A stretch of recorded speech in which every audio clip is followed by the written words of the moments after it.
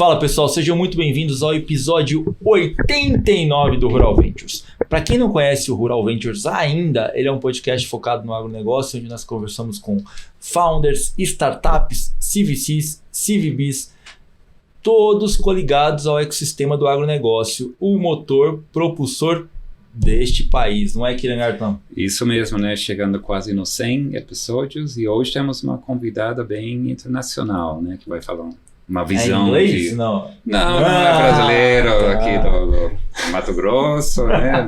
Do coração do coração do agro, né? Mas com visão de lá fora, eu acho bem diferente, né? Legal, esse cara que estava devendo já pra gente, né, Rodrigo? Tudo bem? Obrigado por estar com a gente aqui, Rodrigo Iafelice.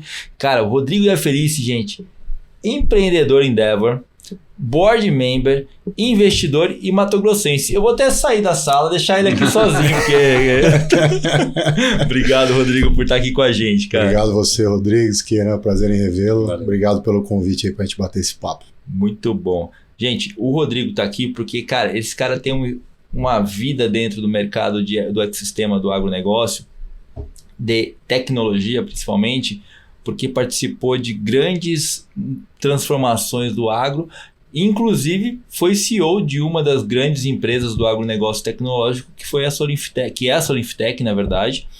E a gente quer explorar um pouquinho aqui, Rodrigo, todo esse caminho, essa trajetória que você tem no agro, né? Até tá aqui agora como empreendedor Endeavor, board member de não sei nem quantas startups aqui eu vou falar, depois você me fala um pouquinho, investidor e do agro, né? E teve relação com Câmara Federal Reserve do Banco de Chicago.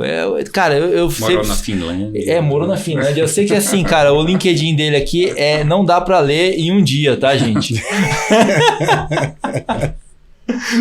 Bora, Rodrigão, vamos falar um pouquinho aí do como foi sua vida até chegar aqui, né, nesse estágio aqui de empreendedor, de investidor, que é super interessante para que a gente possa apresentar para as startups aqui como que funciona esse outro lado também da mesa, né? Legal, Fernando. Pô, eu sou de Mato Grosso, como você falou, né? Sou nascido em Cuiabá, minha família tá lá, meus pais, meus irmãos. Morei lá até 2000. Fui sócio, ainda moleque, de um tio meu que era executivo do setor de trading, exportação de grãos, muitos anos nesse setor, na criação de uma trading company do zero. Legal. Com 30 mil reais de capital, e essa companhia a gente cresceu até o IPO em 2007. Nesse inteirinho eu saí de Mato Grosso, vim morar em São Paulo, depois mudei para a França, morei lá 7 anos na Europa, trabalhei, estudei, tive a chance de fazer vários cursos em Londres, fazer mestrado na França, na China, na Índia, rodei o mundo, mais de 75 países fazendo distribuição de produtos agrícolas brasileiros, então soja, milho, farelo, óleo, pouco de tudo, mas era uma trading focada em nicho. Então, desde o início da minha carreira empreendedora, eu sempre tentei focar em diferenciação, porque naquela matriz de Porter de estratégia, diferenciação ao commodity, a gente não tinha condição, como uma trading brasileira, de concorrer em custo de capital com as grandes tradings do setor. Então, a gente decidiu se diferenciar, começamos com mercadoria não transgênica, né, o non-GMO, depois da chegada da Monsanto no Brasil no fim dos anos 90, e trilhamos esse caminho ao longo de muitos anos até o IPO. Fui morar na Argentina em 2007, casei e fui morar lá. Foi um ano importante na minha vida. Não, brasileiro. Brasileiro. Tá lá minha esposa até hoje.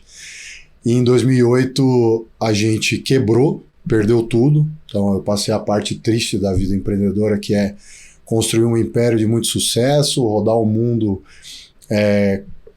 vivendo um sonho de ter 1.700 funcionários, escritório em 16 países, tá lá desde o primeiro dia de uma empresa e tá lá basicamente para pagar a luz quando a companhia virou pó.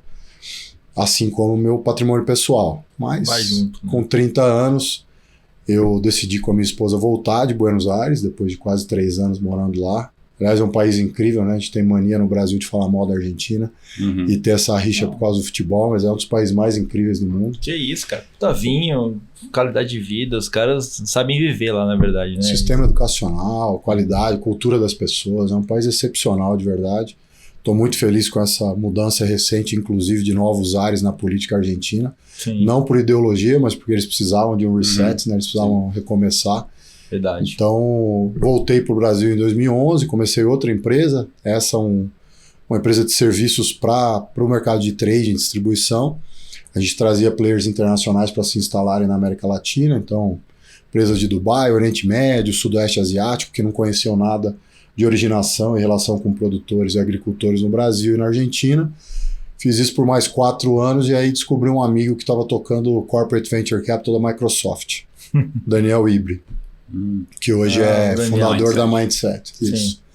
A gente tinha trabalhado juntos na indústria têxtil, eu era trader de algodão uma época, tinha conhecido o Daniel nessa época, e na mesma época reencontrei a lenda Francisco Jardim da SP Ventures, que tinha trabalhado comigo na minha trading. Aliás, eu queria registro público, a culpa do Chico estar atrapalhando o agro brasileiro é desse que vos fala. O Chico tinha voltado do exterior, né? Ele é filho de embaixador, tinha morado no mundo inteiro, e acabou que a gente contratou ele para o setor financeiro da nossa trade. Ele trabalhou com a gente, se não me engano, em 2006, foi quando ele entrou no agro. E aí depois que ele montou, o que depois veio a resultar na SP Ventures. E o Chico me apresentou para várias empresas, 2014, 2015, e eu passei a interagir com os empreendedores, me dei conta do quanto a tecnologia ia mudar de fato a forma como a gente faz agricultura, a produção de alimentos, e transformei isso num propósito. Desde então eu me envolvi em vários projetos de startups, empresas de tecnologia, tanto do lado das big techs quanto do lado das empresas nascendo ali no início da jornada. Acabei virando mentor de muitas delas. Nessa jornada eu fundei a EggTrace, que é uma empresa de rastreabilidade em blockchain, com controle da cadeia de grãos e de produtos alimentícios, junto com o André Maltz, que é hoje quem toca a companhia, né? Ele é o fundador, junto com mais 2 pessoas, o Luciano e o Alfredo. E nesse interim, quando eu fundei a companhia, conheci a Soliftech fazendo um piloto para rastreabilidade. Eu precisava de uma companhia que fizesse a coleta de dados da porteira para dentro. A gente testou algumas empresas, conheceu a Soliftech. Nessa época eu me aproximei bastante deles, dos founders e dos fundos. E num evento em São Francisco, um AgTech Summit, como hoje a gente tem aqui no Sul, aqui no Brasil, o founder, o que hoje é o CEO, o Britaldo, me convidou para assumir a companhia, para ajudar a escalar a companhia muito rápido. Estava numa fase bastante desafiadora da companhia. Ela era bastante menor do que é hoje, apesar de uma posição já consolidada no setor sucroenergético. Ela estava no início da jornada no setor de grãos e fibras e precisava de alguém que ajudasse a escalar. Eu aceitei, o André assumiu a EggTrace e eu fiquei lá na Soliftech quase 2 anos. Foi uma jornada espetacular, foi incrível. A gente multiplicou a empresa por 6 em 1 ano e meio. Caramba. Levantamos $100 milhões, $50 milhões numa rodada Série B liderada pela família Trajano do Magazine Luiza. Primeiro investimento deles no agro, então bastante marcante para nós do setor, né? E no fim de 2020 eu saí, vendi minhas ações e desde então eu me juntei a várias startups. Hoje eu estou no conselho como investidor e sócio de 8 empresas em 5 países, todas elas em tecnologia ou biotecnologia, que são os setores que eu mais gosto.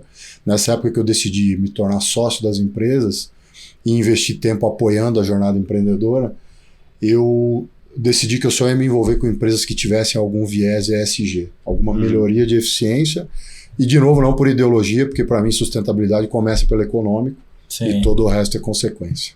Então esse é o resumo aí de quase 28 anos fazendo isso. Muito bom, parabéns pela sua trajetória aí.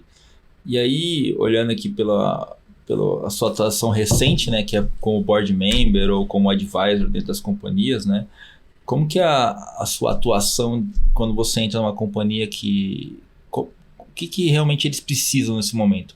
É conexão com as empresas? É o fio do bigode que a gente sabe que é do agro que precisa dessa conexão? Como que você ajuda a impulsionar essas companhias? Honestamente, eu costumo dizer que eu não ajudo, né? Eu normalmente tento fazer as perguntas que as pessoas não fizeram quando eu estava empreendendo em todas as minhas empresas. E por incrível que pareça, você fazer as perguntas certas para empreendedores que estão numa fase de descoberta, isso ajuda a enxergar alternativas. E o grande problema do empreendedor é não conseguir enxergar caminhos quando ele está no momento de decidir mudar ou de evoluir. E a participação, o desenho de participar de conselho não foi a minha opção inicial, porque eu sempre tinha sido empreendedor e sempre tinha cargos ou de C-level, ou de diretoria, ou de gerência. Então eu sempre tive uma posição executiva como empreendedor que me deixava tomar decisões para o melhor do negócio. Quando você vira conselheiro e sócio, você passa a ser coadjuvante. E não é fácil para um empreendedor saber que a companhia está indo num caminho que não vai terminar bem e você não poder fazer nada sobre aquilo. Você pode lutar, dar sua opinião, explicar, dar alternativas e mesmo assim a decisão é do empreendedor. Então é um exercício de humildade diário, mas ao mesmo tempo é um exercício de... É muito gratificante, cara, para te falar a verdade, porque eu não gosto de rotina. Então, interagir com 8 grupos de empreendedores, com 8 conselhos diferentes, em 5 países diferentes, com culturas diferentes, com estágios de maturidade diferentes em cada uma dessas companhias, me forçam a fazer um MBA todo mês, porque eu tenho que estar sempre estudando o que tem de tecnologia, aprendendo o que tem de mais moderno para cada uma dessas verticais que eu faço parte, e, acima de tudo, aprender a ter humildade para escutar o empreendedor e nem sempre ter razão. Então de novo, um exercício diário de aprendizado, de evolução, de inteligência emocional, que é um negócio que, conforme você vai ficando mais velho, você vai vendo o tanto que é importante. Sem dúvida. E então tem sido muito, cara, tem sido acima de tudo divertido, para te falar a verdade. Eu nunca me diverti tanto na vida como interagindo com esses caras, com essas mulheres que têm histórias tão legais e que precisam de ajuda como todos nós precisamos, né? Então, é muito, muito divertido. Quais são você mencionou 5 países, são todos na América Latina ou tem... Não. Eu sou sócio de uma empresa de vertical farming na Romênia, no leste europeu, em Bucareste. Empresa incrível, Ultra Greens. Mas eles têm interesse no Brasil ou não? Não, eu conheci pela Endeavor. Tá. A Endeavor para quem não conhece a Endeavor, que está nos escutando, eu sugiro fortemente que entendam como a rede funciona, uma rede global de empreendedorismo de alto impacto. Tem um sistema super interessante para aceitar empreendedores, que tem que ser por unanimidade, depois que você passa um painel internacional. Então você tem que ser aceito por todos. Se um dos membros do painel não concordar com a sua entrada na rede, que é uma rede que está em mais de 100 países, você não é aceito, você precisa tentar de novo. Caramba. Então é uma rede, e depois que você está dentro, você passa a ter um apoio que eu nunca vi em nenhum grupo de pessoas no mundo. Então a gente tem gente de altíssimo nível, César, fundador da Gympass, Sérgio Fúrio, fundador da Acreditas, o Felipe Almeida, fundador da Zup, que foi vendida para o Itaú, enfim, vários dos grandes cases da história do Brasil e do mundo. O Reid Hoffman, fundador do LinkedIn, foi presidente do conselho da Endeavor há muitos anos. É uma história excepcional de empreendedores que ajudam e apoiam empreendedores. E o que a gente faz muito, né, que na Endeavor a gente chama de give back, é investir tempo mentorando empreendedores de diferentes setores. Como eu sou um dos únicos empreendedores do agro, da cadeia de alimentos no mundo, tem muito poucos nesse setor, a gente acaba mentorando gente da África, do leste europeu, da Ásia, enfim, todos os setores, todos os locais do mundo. E eu conheci o Christian Tudor, que é o fundador da Ultra Greens, em uma dessas mentorias. Fiz 1, 2, 5, 10. A gente tinha um alinhamento muito legal de visão de como a companhia deveria se desenvolver. Fui para Bucareste, pós-pandemia, aí nos tornamos sócios e estamos aí aprendendo sobre vertical farming, que para mim, né, eu venho de Mato Grosso, que é agricultura em escala, céu aberto, todo mês eu aprendo uma coisa nova. Então é uma das empresas. O outro país é a Suíça, o outro é a Suécia, que eu estou no board no conselho da Ignition, que é uma climate tech que chegou no Brasil há cerca de 2 anos, também está tendo uma escala muito legal. Brasil e Estados Unidos, esses são os países. E sempre através do Endeavor? Não, nem sempre através da Endeavor. Eu também faço parte de outros hubs no Brasil, do AgTech Garage, né? Enfim, são hubs onde eu me conecto com a comunidade, com o ecossistema de inovação, sempre no agro, mas tem muito empreendedor que busca ajuda através de outros canais, de conhecidos. Eu faço parte dos hubs de inovação de muitas universidades, né? E isso acaba criando pontes diretas com empreendedores que precisam de ajuda, porque no fim do dia além, né, tirando essa exceção do mercado leste europeu, Brasil e Estados Unidos são muito relevantes para a agricultura. Então, qualquer empreendedor que está focado nesse setor olha Estados Unidos e Brasil como uma oportunidade muito grande. E como na época da Solinftec, a gente abriu operação lá nos Estados Unidos, chegou a ter 75 pessoas trabalhando no escritório lá dentro do Purdue Tech Park em Indiana, em West Lafayette, a gente também criou uma conexão muito grande com o mercado americano. Legal. Muito bom, bastante coisa, né? E essa rede de empreendedores da Endeavor é muito famosa e aí eu fiquei curioso, só tem você no agro lá? Não, tem outros empreendedores, mas se você compara com os outros setores relevantes da economia, indústria, varejo, logística... Rodrigo Rodrigues, não? Da Endeavor?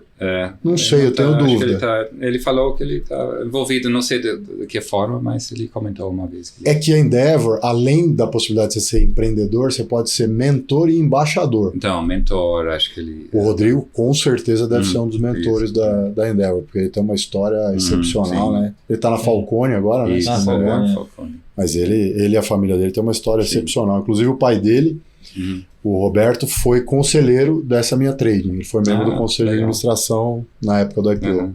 Muito bom. E me conta um pouquinho do que você tem olhado aí de investimento. Lógico que você, dentro dos chapéus que você tem aí, você tem um de investidor, né?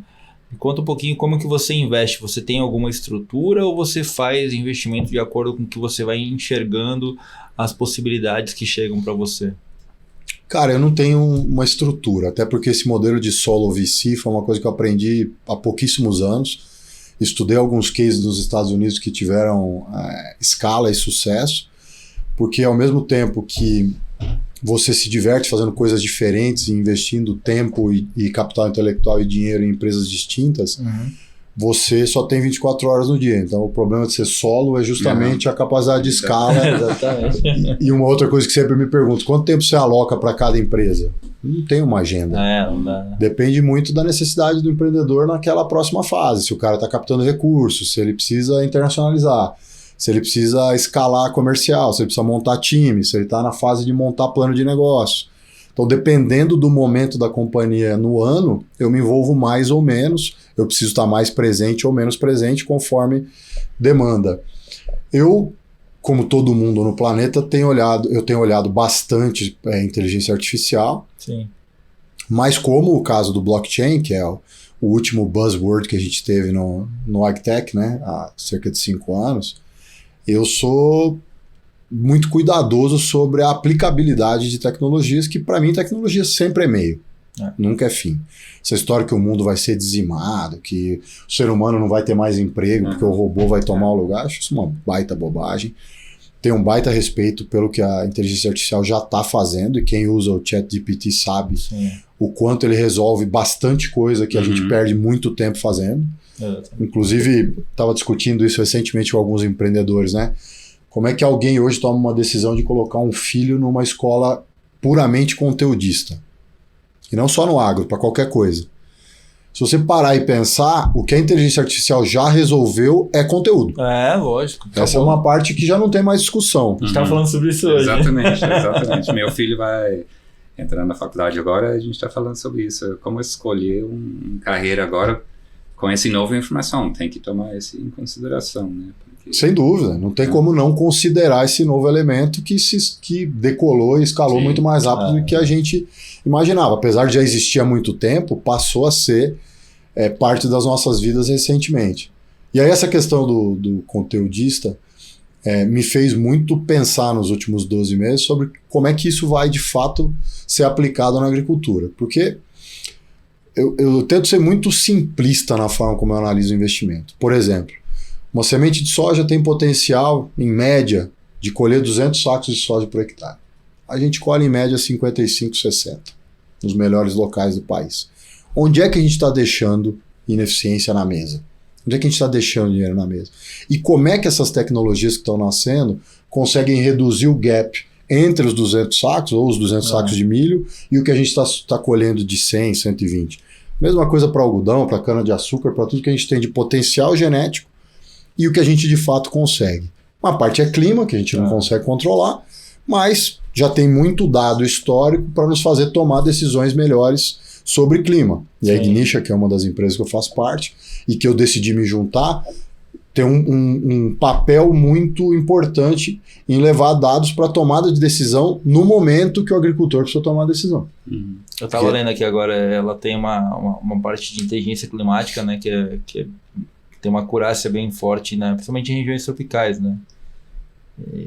Eu acho que você está coberto de razão, porque tomar decisão simples é como o produtor lá, que vai ter adoção de tecnologia, toma hoje, né? E a gente tem falado aqui constantemente, os últimos incrementos de tecnologia no agro vieram por conta de pacotes tecnológicos que as químicas enfiaram nos produtores, e os produtores aderiram porque realmente teve um benefício para ele. Perfeito. Como que a gente vai olhar essa adoção de tecnologia fora da porteira? Porque aí vai ser uma decisão do produtor. Como que ele vai tomar essa decisão? Ele vai ter que ver, enxergar muito claramente um benefício para ele fazer isso. Tem que ser simples. Mas aí é que tá, né? Por isso que eu te disse, eu usei o adjetivo errado, não é simplista, é simples. É simples. Por quê? Porque a gente usa o WhatsApp e não o Telegram, porque o WhatsApp é mais simples. Essa é uma realidade. Não é que o Telegram seja ruim, mas primeiro, o WhatsApp chegou primeiro, e segundo, ele resolve as nossas dores, as nossas necessidades, para ter uma comunicação eficiente, barata, simples e rápida. E quando você abre seu celular de manhã, se você para pensar, e eu falo isso para vários grupos agrícolas do Brasil, e para empreendedores também, quantos aplicativos de fato você usa todo dia? Ou toda semana? Ou todo mês?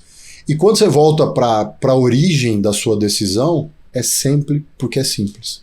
É isso. Por que você usa mais o Netflix do que você usa a Amazon Prime ou porque você usa o Disney Plus? Todos eles são streamings de excelente qualidade. Ou porque tem um conteúdo exclusivo, mas acima de tudo porque eles são simples. É uma coisa que a gente não tem dificuldade.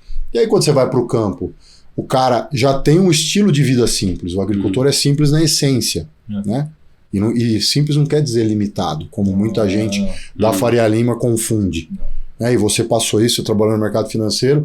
Eu acho que o grande gap cultural que existe entre a Faria Lima, ou a Paulista e o agro brasileiro é que a gente assume que o agricultor é um ser limitado ou avesso à tecnologia.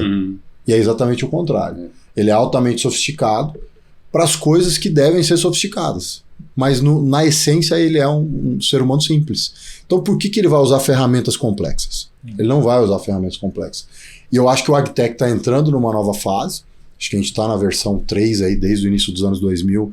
Agricultura de precisão, AgTech 1.0, AgTech 2.0. Acho que a gente está entrando na fase do AgTech 3.0, também por conta da inteligência artificial, onde os próprios empreendedores estão parando de perder tempo com o que eu gosto de chamar de fumaça, que é o que o americano chama de oversell e underdeliver, né? Prometer demais o que sabe que não é capaz de entregar, achando que vai ganhar confiança no estilo Vale do Silício, fake it till you make it, vai fingindo que você entrega até que um dia você consiga e não tem conseguido. Por isso que a maioria das agtechs não escala. Isso não funciona mais, né? Isso tem que mostrar... No agro não funciona esse fake it till you make it, porque o agro, como você diz, o cara é muito prática, né? Ele no dia a dia dele, ele não entra no hype. Ele é um branco, cara, ele tem muitos problemas, então ele vai escolher, eu quero resolver isso, e o resto é fumaça, né?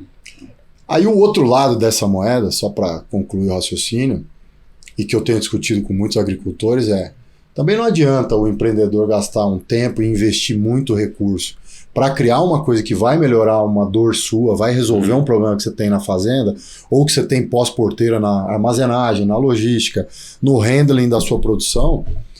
E aí, o que você faz quando você vai lá negociar com ele?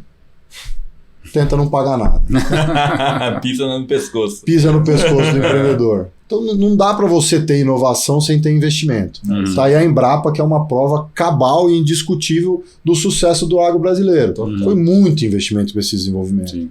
Eu recentemente, inclusive, conheci o Gustavo Montesano, ex-CEO do BNDES, durante o último governo, e ele disse uma coisa que me chamou muito a atenção.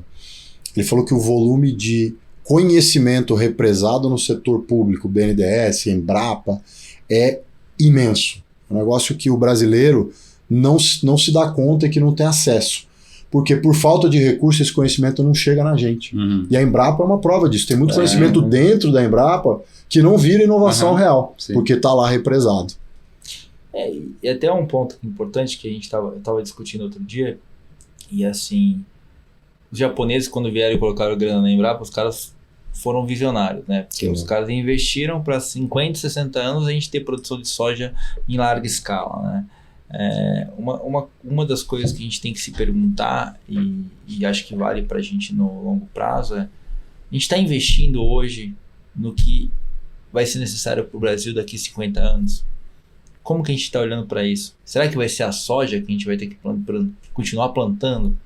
A gente tem que repensar isso. Até hoje de manhã eu estava falando com o Kira, que eu fui num evento hoje cedo, e comecei a discutir com o cara falou, não, porque a gente tem que produzir mais alimento, porque vai faltar alimento no mundo. Eu falei, cara, peraí, calma.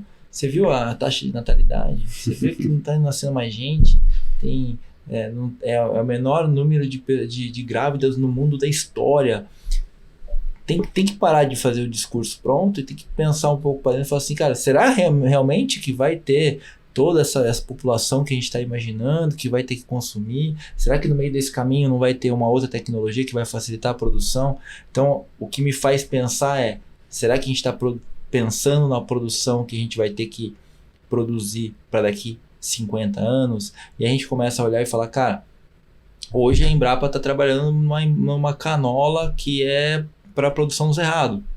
Será que não é o biodiesel excelente que a gente tem que trabalhar, que não é esse biodiesel da soja que deixa aquela borra, que faz todo esse processo?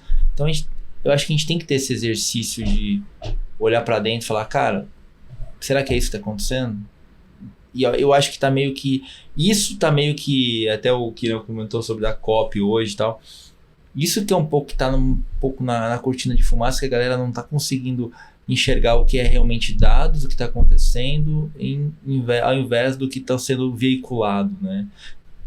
Como que você vê esse movimento hoje?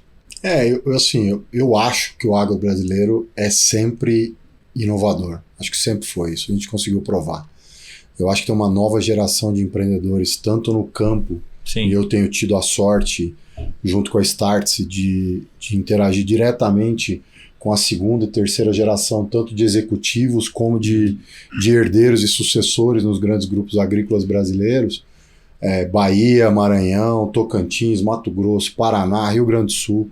Então, assim, as principais regiões produtoras do Brasil, e eu estou absurdamente bem impressionado como é gente que está se preparando como nunca. Sim. Porque os empreendedores, e muito em linha com o que você está dizendo, o que nos trouxe até aqui não é o que vai nos levar para manter a liderança e construir o que a gente precisa para os próximos 50 anos. Mas eu estou muito feliz de ver que, por exemplo, está se desconstruindo um pouco aquela visão do brasileiro de que todas as respostas estão nos Estados Unidos. Tecnologia, agricultura. Cara, o mundo está crescendo na Ásia. E isso não é de hoje. Parte do meu mestrado foi na Tsinghua University em Beijing em 2008. Às vésperas das Olimpíadas de 2008. Foi a primeira vez que eu vi Face ID. Que depois alguém em São Francisco abriu uma loja sem caixa porque tinha Face ID, que é um negócio que eu tinha visto 15 anos antes. Então, assim, a Ásia é um centro de inovação muito mais avançado que o Ocidente há muito tempo. Porque eles investem, na minha humilde opinião, corretamente no que de fato gera benefício. Voltando ao seu comentário, uma vez que eles enxergam um benefício real para algum elo da cadeia, resolvendo uma dor concreta, eles investem naquilo e escalam. E isso eu acho que a gente está ficando para trás, e por isso que eu acho que o agricultor brasileiro, por exemplo, tem uma das missões da Startse no início do ano, que é para Singapura. Que tem que ser para Singapura, tem que ser para a China, tem que ser para o Japão, tem que ser para o Vietnã, Tailândia, Indonésia, Malásia. São enormes produtores agrícolas de diferentes produtos. Sim. E a gente está começando a sair dessa linha de só olhar para os Estados Unidos como referência. E não é que eles sejam ruins, pelo amor de Deus. É o maior produtor de alimentos do mundo para muita coisa, mas eu acho que tem muitas outras coisas que a gente pode aprender em linha com o que você falou, tentando olhar um pouco para o futuro. E tem um negócio que o Elon Musk fala que é bem legal, tipo assim, a gente não precisa inventar mais nada na comunicação entre o ser humano e a tecnologia. Porque o que tinha que ser inventado, o primeiro passo já foi dado pelos chineses, que é o WeChat. Isso. Os caras fazem tudo dentro do WeChat. Por que a gente tem que ficar inventando aplicativo, que é o que você acabou de falar? Quando vem uma startup falar comigo, eu falo, cara, não precisa de aplicativo. Faz dentro do WhatsApp, cara. Porque tem que estar lá dentro. É o aplicativo que você acorda, a primeira coisa que você aperta é, deixa eu ver o que tem no WhatsApp. Não tem outro aplicativo para mexer. E aí quando o Elon Musk fala, cara, o chinês inventou o WeChat, ele acabou com o resto. Ele compra por lá, ele compra comida por lá, ele fala com todo mundo por lá, paga a conta. Não tem outro aplicativo. E aí, corroborando para o que você falou, assim, cara, eu acho que o ponto principal que os asiáticos fizeram e que a gente não consegue dar vazão é na educação. Porque toda essa tecnologia, ela vem por conta da educação. Que vai lá, que você fala, vai na universidade, os caras estão estudando, estão com as verticais prontas. Se a gente olhar para toda a raiz de inovação da China ou dos asiáticos, é na educação. E aí o que você falou que corrobora com a Startse, que é essa educação para essa molecada que está vindo, que a gente também na Rural, a gente visita todas as ligas agros nas universidades aqui em São Paulo, explicando o que é Venture Capital, por que a gente está investindo em tecnologia. É isso, cara. Tem que investir na molecada. Que quem vai adotar essa tecnologia lá na ponta são eles. Não tem outra forma. Concordo plenamente. E esse onda de agtechs, né, de startups, o interessante é que está entrando pessoas novas no agro, que antes não conhecia nada do agro, né? Nosso primeiro investimento, a Terra Magna, pessoal lá da ITA, né? Não conhecia nada, não. O Bernardo não tinha noção do agro. E hoje ele virou expert na parte de crédito agrícola por causa da tecnologia. Levou uma vantagem para ele de ter um outro olhar, outra visão, né? Usando o satélite. E ele aplicou isso no agro e achou uma nicho, né? Um brecho que eu acho que esse é importante, porque o old economy, né? O velho economia do agro era muito insular, né? Era geração passando a informação para geração, e hoje não, acho que a tecnologia consegue entrar e gerar novas cabeças e olhares, e isso é importante, né? Isso é uma enorme realidade, tem uma mudança impressionante. Semana passada a gente estava num evento de inovação da Startse, exclusivamente agro, e se não me engano 35% das pessoas presentes, tinha 700 pessoas, eram mulheres. Também. Eu quando comecei nos anos 90, esse número não existia. Sim. E isso é muito bom, muito positivo. Sim. Porque essa visão diferente de como inovar, ela atrai gente de outros setores da economia para o setor mais importante da economia. Sim. Que antes, sendo bem honesto e também fazendo meia-culpa para nós que somos do agro, também tinha a ver com a forma como a gente se posicionava e se comunicava. Não era sexy trabalhar no agro. Não. E o que eu falo quando eu vou no INSPER... Era sofrimento, né? Exatamente. Vocação, não era uma coisa business. Né? A correlação era direta entre eu preciso ficar no sol, preciso sofrer muito, rodar em estrada que não tem infraestrutura, que não tem hotel, que não tem isso, que não tem aquilo. Só que é o seguinte, o que eu falo em todas as universidades que eu vou também eu com 20 e poucos anos de idade... fui para 30 e tantos países. E cheguei aí para 76 países. E viajei muito bem, me diverti um monte, ganhei um monte de dinheiro fazendo o que eu adorava fazer. Então, assim, não é que o agro não é sexy, é que ele não se posicionava da forma correta. Então, a percepção sobre o mercado era muito negativa. Isso está mudando tanto que você tem mulheres jovens saindo da universidade e não querendo ir trabalhar no mercado financeiro. Ou saindo das melhores universidades de economia e administração de São Paulo e não querendo só ir trabalhar na Faria Lima. Primeiro porque tem dinheiro, muito dinheiro no agro, muito mais dinheiro que as pessoas supõem. Sem dúvida. Eu me lembro quando eu comecei nos anos 90, eu vi mais aviões particulares no aeroporto de Primavera do Leste, no sul de Mato Grosso, do que eu jamais vi em grandes aeroportos do mundo. Então, o dinheiro sempre esteve no agro. Só que não era legal você sair de uma boa universidade e trabalhar no agro. Hoje em dia, felizmente, isso acabou. E tem um outro ponto também, né, cara? Porque você ia pro agro antigamente, era você ficar sem internet, no meio do mato, ia pra voltar pra São Paulo, ia ser uma pernada, meu amigo. Então, eu lembro quando a gente ia visitar o pessoal lá em Nova Chavantina, os caras falaram, pô, não, agora o dono da fazenda comprou um avião aqui, agora ele vai quase todo final de semana pra São Paulo. Mas, cara, não era legal porque você vivia longe, você ficava numa bolha, né, cara? Então, era pra quem realmente queria trabalhar no agro. Era zootecnista, veterinário, essa galera. Hoje em dia, e aí até uma pergunta para ver se corrobora com o que eu penso de futuro do mercado agro como que você enxerga as profissões dentro do agronegócio, dado todo esse movimento de ChatGPT, de especializações, de cada vez mais foco, né? Porque eu tenho uma visão, eu queria entender a sua visão para ver se corrobora com a minha. Porque eu acho que a gente vai ter um desafio de construção de profissionais cada vez mais especializados. Que vai ser... Eu faço uma analogia com o médico, por exemplo. Eu acho que os agrônomos vão se transformar em especialistas, cada um no seu quadrado, vamos dizer assim. Cara, eu sou ortopedista, eu mexo com ortopedia. Você quer ver coração, meu amigo? Vai no cardiologista. E a minha visão é muito parecida com isso para a agronomia, para o agro como um todo. A gente vai ter cada vez mais especialistas que vão tratar daquele ponto e vão embora. Porque hoje o nosso agrônomo ele é um clínico geral, vamos dizer assim. O cara faz de tudo, né? É um generalista. É um generalista, né? Isso. Como que você está enxergando esse movimento? Eu acho que a figura do agrônomo ela vai ser cada vez mais especializada, mas por uma força de mercado. E eu vou pegar um exemplo que já está acontecendo. Os biológicos. Sim. Hoje, por exemplo, na Solubio, que é uma das empresas que eu sou sócio, né? Que você entrevistou até o Maurício recentemente. Uhum. A gente tem agrônomos absolutamente especializados em biológico. Eles entendem de químico? Entendem o que aprenderam na faculdade, muitas vezes.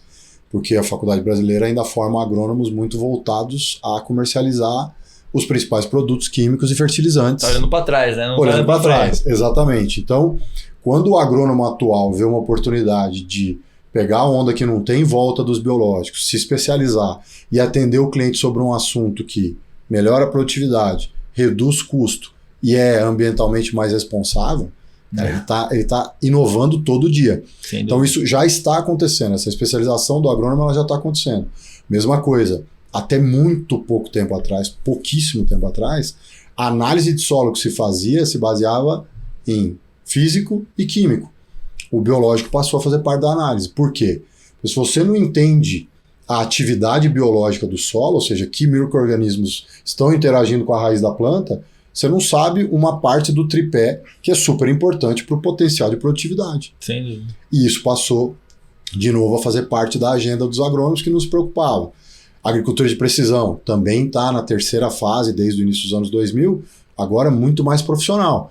Hoje você tem grupos de consultores de agricultura de precisão ao redor do Brasil que atendem 400, 500, 600 mil hectares, que são especialistas. São os médicos de família ou os médicos especialistas que atendem aquele cara em tudo que seja tecnologia, fertilidade de solo, biológicos. Ele está olhando a inovação e transforma aqueles agricultores, muitas vezes até menores, em clientes especiais de grandes fornecedores. Então, eu acho que essa especialização ela já está ocorrendo na prática. Legal. É interessante, porque aumenta o leque de atuação e vai necessitar de cada vez mais pessoas no agro para atender esses caras. Porque vai ser o cara, vou chegar, eu vou fazer o ajuste do bico injetor aqui e tchau, vou embora. Ah, não, mas eu tô com outro problema. Não, eu vou fazer só isso aqui, acabou. Eu vou te dar um exemplo, né?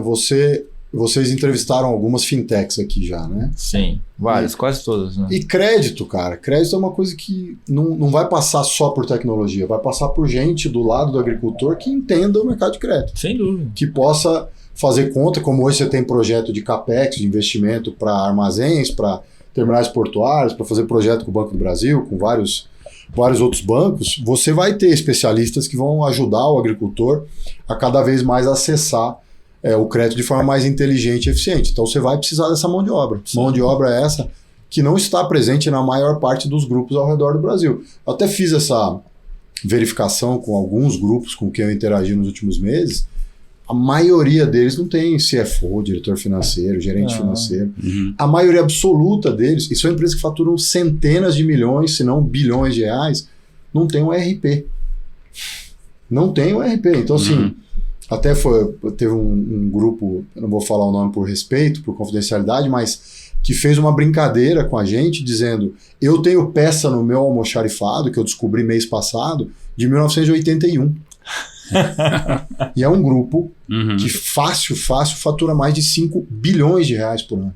Cara. Então, assim, é esse nível de problema que a gente pode resolver usando tecnologia já existente né? Porque ERP é uma coisa super antiga. Sim. Controle de estoque é uma coisa que qualquer empresa de tecnologia faz há muito tempo. E no agro a gente ainda não conseguiu escalar. Não, e qualquer empresa que fature muito, muito menos do que 5 bi tem isso. Exato. Esse que é a comparação. É exatamente isso. E de novo, para mim não é uma questão de resistência por parte do agricultor, porque inclusive essa pessoa, ela tem 20 e poucos anos, é a terceira geração, está assumindo essa área de back-office, de gestão lá de estoque da família, lá do grupo agrícola, e compartilhou comigo que ela não tinha encontrado uma tecnologia que pudesse ajudar. E de fato não tem. Por quê? Porque você tem esse tipo de solução para outros setores, mas não específico para o nosso setor. Às vezes vale a gente fazer é o que você está falando, né? Passar a mão no telefone, tá falando com a turma, ver o que realmente precisa, né? Exato. Porque... E aí vem do outro lado, que a gente encontra muito, que é... A gente se depara muito com startups. Muito tech, pouco business. E aí é uma problemática. E pouco mercado, né? Eles não conhecem a realidade do mercado. Às vezes eles imaginam que tem um problema aí, mas às vezes o problema não é aquilo. Pode ser mais simples, pode ser, que nem você falou, ERP, que ninguém está imaginando, vamos desenvolver um ERP porque tem... Eles não conhecem o mercado. Hoje está mudando um pouco, porque tem pessoas do mercado que saem do mercado, saem do corporate, para desenvolver uma solução que eles mesmos sentirem o dor, né, o problema. Sim. Mas não é o comum de alguns anos atrás, que era mais cara lá do Exalc, doutorado, focado na tecnologia, que não conhecia a realidade do mercado. Ele tinha uma noção, mas não era exatamente isso o problema que ele imaginava. Né? E assim, a verdade é isso. Acho que falta muito pegar a mão no telefone, passar e ligar para o produtor, entender. Ou até mesmo, acho que vou além. Muitas pessoas que criaram tecnologia para o agronegócio não são do agronegócio, nem você acabou de comentar. E esse cara, ele tem uma dificuldade na entrada. Porque a gente conhece o agro. O cara só vai atender se ele te conhece. Senão não vai. E ele não vai falar a verdade se ele não te conhece. Ele não vai falar. Mas assim, só para dar uma outra perspectiva, o contrário também é verdadeiro, tá? Tem muita gente que vem do agro e assume que vai resolver os problemas porque é do setor. Sim, e não entende nada de tecnologia, não tem humildade para assumir que precisa aprender sobre tecnologia. E aí simplesmente desenvolve alguma coisa que não tem aderência com a realidade. Exatamente. Então, para mim, tudo começa numa estratégia de pool. Começa no campo. Ou começa onde a dor existe. Sim. Porque não adianta você ser do agro ou ser de tecnologia se você não entende o seu cliente. Você não entende a dor que você está resolvendo. Para mim, esse é o maior problema do AgTech desde que ele começou. Tanto do lado de empreendedores muito tech e pouco agro, como o inverso, muito agro e pouco tech. Ele não gasta tempo investindo, entendendo de fato a dor e trabalhando de trás para frente para construir uma proposta de valor, ou como os americanos gostam de chamar de product market fit, né? Um produto que tenha fit com a realidade. Para mim esse é o maior desafio do AgTech, porque você tem sempre um abismo entre o que precisa ser feito e o que está sendo feito de fato. Porque o agro é muito complexo também. E esse não é só um problema do agro. O Steve Blank sempre fala que ele falou, nenhuma ideia sobrevive ao primeiro contato com o cliente. Então, se você não está falando com o cliente desde o começo, sua ideia vai mudar completamente. E o agro é mais complexo ainda, porque é um mercado dinâmico, né, que está mudando sempre e tem muitos fatores de risco, etc., que você não controla. Então, acho que se você não está em contato com o mercado e conhece o dia a dia, né, do produtor e o problema, aí você tem problema. Você vai desenvolver alguma coisa que provavelmente não vai ter um product market fit. E o mais incrível, né, Kira? O número de problemas a serem resolvidos no agro. Sim. Tem absurdo. Muitos problemas. Né? Absurdo. Então, por isso você tem que chegar aqui e dar prioridade, né, para os problemas mais críticos. Senão, o cara... É um problema, mas eu sobrevivo. E mais que isso, não inventa uma coisa se tem tanto problema para resolver, porque você vai inventar uma coisa que você não está resolvendo nada. É isso que me incomoda, entendeu? Tem tanto problema para resolver. Isso, nem acertou o problema. E é complexo, né? Porque isso que você falou é verdade também, né? Acho que antes de entrar, por mais que você seja do agro, acho que a junção de ter um cara tecnológico junto, ele faz total diferença, né? E E depois a barreira cultural, isso aí vai, conforme você vai entregando o resultado, isso vai sendo derrubado, né?